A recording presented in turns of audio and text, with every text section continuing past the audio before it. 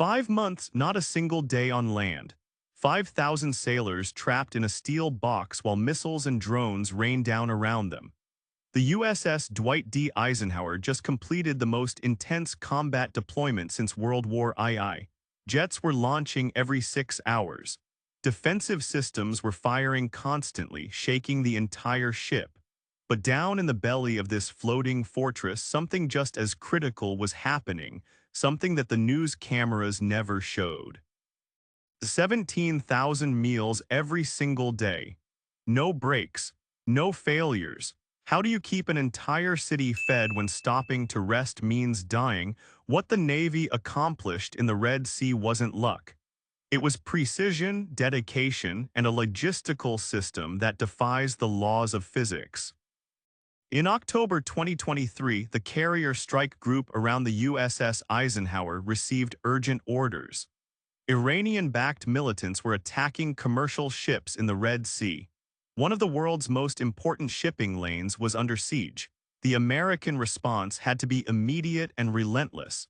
The news showed you the fighter jets and the Tomahawk missiles. But they didn't show the real backbone holding it all together. 5,000 exhausted people living on a floating target. Over 100 culinary specialists faced a mission they had never trained for. No port calls for relief. No resupply stops on land, just 9 months of continuous operations in a live war zone. Ancient commanders knew this truth. Armies march on their stomachs, but this army doesn't march. It floats through one of the most dangerous waterways on Earth, and it cannot stop moving. Today, we are going to take you inside the galley of a warship under fire. We will show you the grit, the sweat, and the sheer willpower it takes to bake bread while the ship is dodging anti-ship ballistic missiles. Let's talk about the challenge that nobody discusses, the endurance test, 5 months straight without touching land.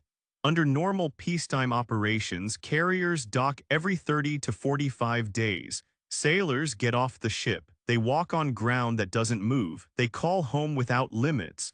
They eat a meal somewhere other than a crowded mess hall that smells of jet fuel. The Eisenhower crew never got that chance. From late October 2023 through July 2024, they were in an active combat zone. Fighter jets launched 80 to 140 missions every single day. The air wing flew over 4,000 hours monthly. One squadron alone used 121,000 pounds of bombs and missiles. Every hour, someone was flying into danger or preparing to fight. Sailors worked 12 to 16-hour shifts. Sleep averaged 5 hours a night when regulations require 7.5. The exhaustion built day after day, week after week, month after month. Through every moment of this grinding deployment, the galleys kept running. No maintenance breaks, no emergencies that stopped food service. Never. Let's look at the numbers that tell the real story. Feeding 5,000 people in combat is not like running a cafeteria.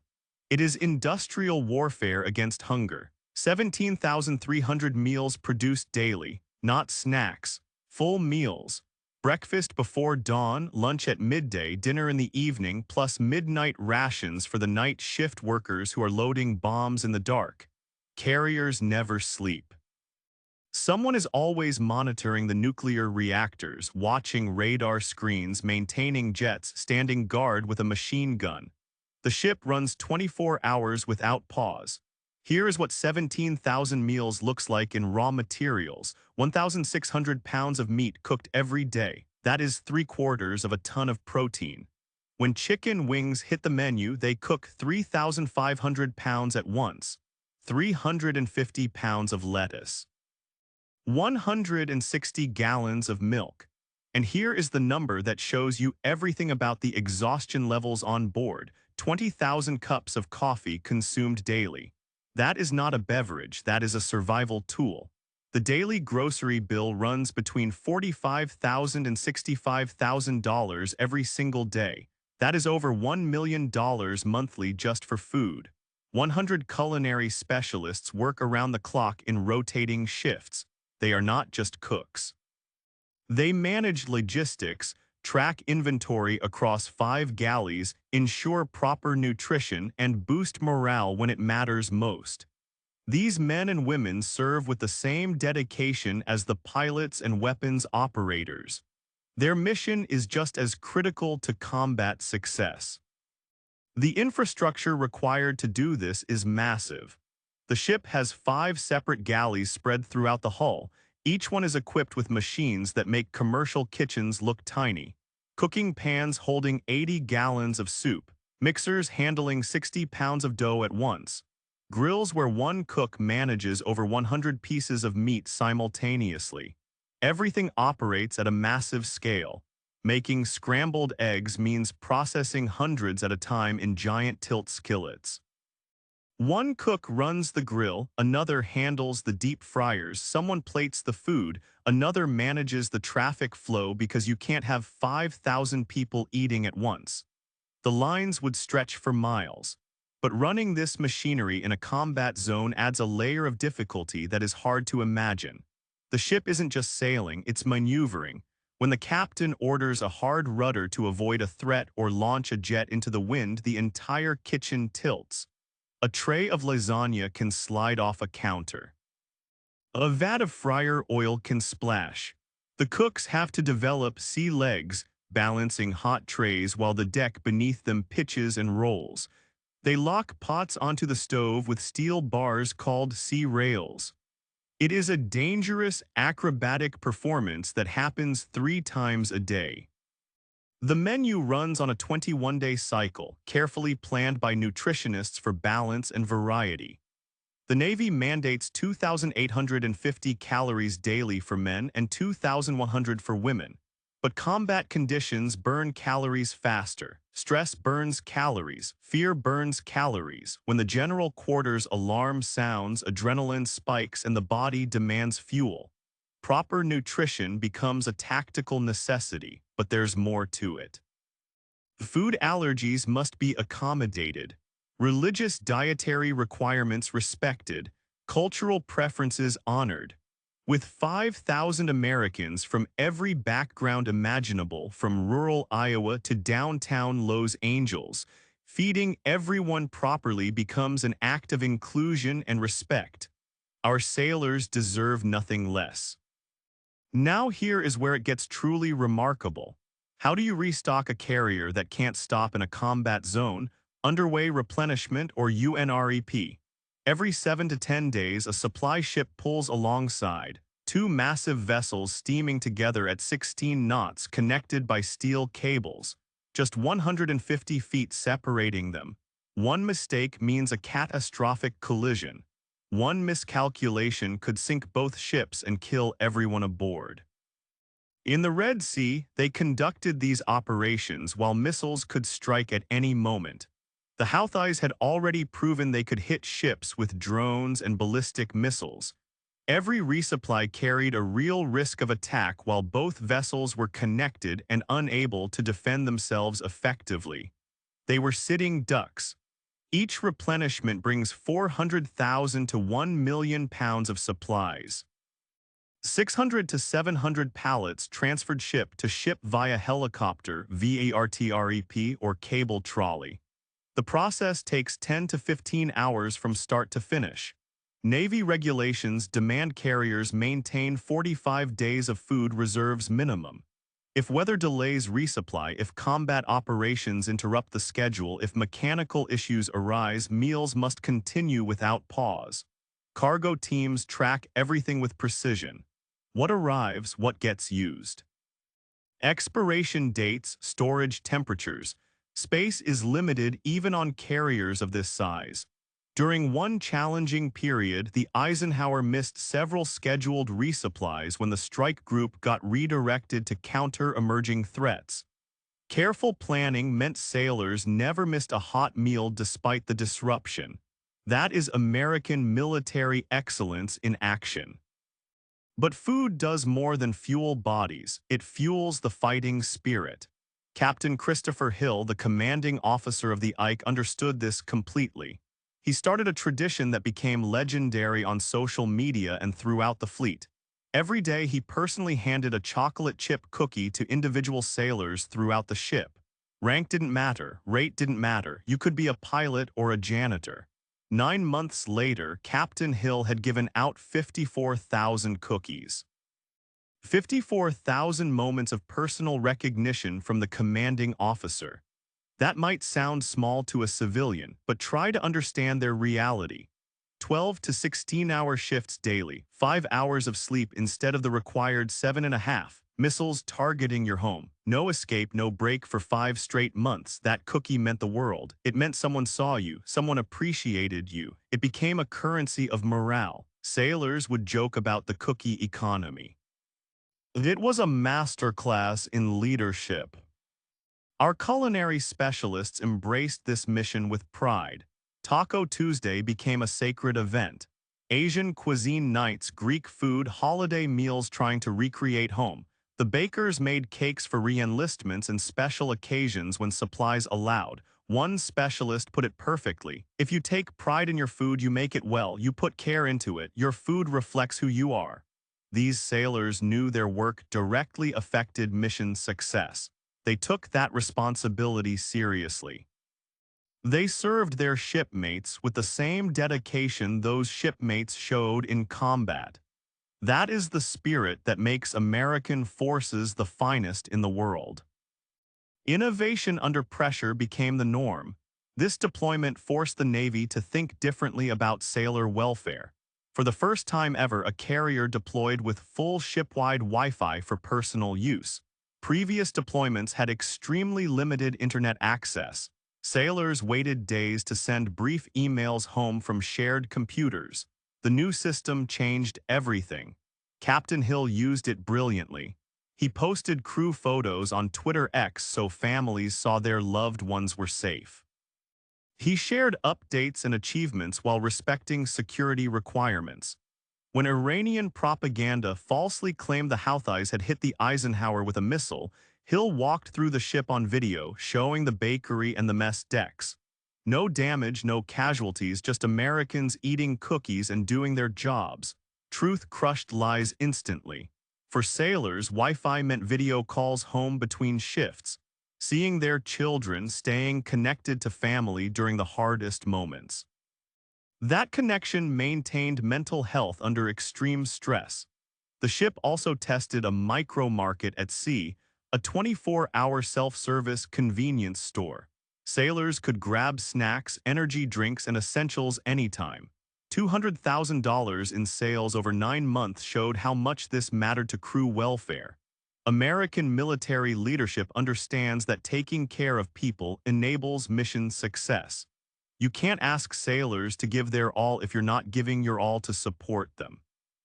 But let's not forget the cranks, the food service attendants. These are the young sailors fresh out of boot camp who are temporarily assigned to the galley for 90 days. They are the backbone of the operation. They are the ones in the deep sink, washing thousands of trays an hour in a humid, deafeningly loud room full of steam. They are the ones hauling the heavy boxes from the freezer decks up to the kitchen. On the Eisenhower, during a combat deployment, being a crank was grueling. You are working your normal shift, plus general quarters drills, plus the sheer physical labor of feeding 5,000 people. Yet many sailors look back on their cranking days with pride. It builds character, it builds biceps, and it builds a bond with shipmates that lasts a lifetime. When you have scrubbed pots together while the ship is launching airstrikes, you are friends forever. Vice Admiral Brad Cooper called the Red Sea operations the largest U.S. naval conflict since World War II. Think about that statement for a moment. Larger than Korea, larger than Vietnam, larger than the Gulf Wars in terms of sustained naval combat intensity. The Eisenhower Strike Group intercepted and destroyed 174 attacks on Navy vessels. They protected 145 civilian ships from attacks that could have killed merchant mariners and crippled global trade. Not a single American killed, not a single American wounded, no ships damaged despite constant targeting by enemy forces. That success came from superior weapons and training. Absolutely. but it also came from keeping 5,000 people sharp, healthy, and ready for 9 straight months. Well-fed sailors think clearly. They make better decisions in combat. They maintain equipment properly. They stay alert during long watches. They perform at peak levels when lives depend on it. The culinary specialists never fired a weapon or launched an aircraft. Their contribution mattered just as much as any combat role. The Eisenhower earned a combat action ribbon, so did 6 other strike group ships. For many young sailors, these were their first combat decorations. For culinary specialists, it was recognition that feeding warriors is warriors' work. American military power rests on logistics as much as firepower. Our forces understand this. Our enemies learned it the hard way. The deployment taught hard lessons for the future. The Naval Institute studied this deployment carefully and identified crucial takeaways. Port calls aren't luxuries, they are operational requirements for mental health. Extended operations succeeded but pushed crews to their absolute limits. Future planning must include rest periods even during combat operations. Resupply in contested waters needs continued improvement. Better protection protocols, faster transfer systems, alternative methods when traditional operations become too risky. Food quality directly impacts retention and performance. Sailors mentioned meals as a major factor affecting morale in exit surveys. Investment in better ingredients and facilities pays real dividends in combat effectiveness. Most importantly, people matter more than equipment. Motivated specialists who take pride in their work make the difference between success and failure. American military leadership takes these lessons seriously. They study what works. They adapt and improve. They never assume past success guarantees future victory. That is why our forces remain the most capable in the world. When the Eisenhower returned to Norfolk in July 2024 after 9 historic months at sea, the crew carried combat experience that will shape Navy operations for decades. Young culinary specialists who mastered feeding thousands under extreme pressure now spread throughout the fleet with invaluable knowledge. Some will teach at the Navy's culinary school. Others will take positions on different carriers. Many will advance to leadership roles, shaping food service policy across the entire Navy. Rear Admiral Kavon Hakimzadeh said it clearly. These sailors become the next generation of instructors and trainers. The deployment proved what military commanders have known since ancient times. Logistics wins wars. The most advanced jets and missiles mean nothing if the people operating them are hungry, exhausted, and broken. The USS Eisenhower reminded everyone that navies sail on their stomachs. When American sailors are properly fed and cared for, American naval power becomes unstoppable. These culinary specialists served with the same courage, dedication, and professionalism as every other sailor aboard that ship. They faced the same dangers. They endured the same hardships. They contributed to the same mission's success. They represent everything great about American military service. They deserve our respect, our appreciation, and our support. This story is about Americans taking care of Americans in the most challenging conditions imaginable. Culinary specialists who took pride in exhausting work. Officers who understood small gestures make big differences. Thousands of sailors who appreciated their shipmates keeping them ready to fight. Military strength isn't just weapons and technology.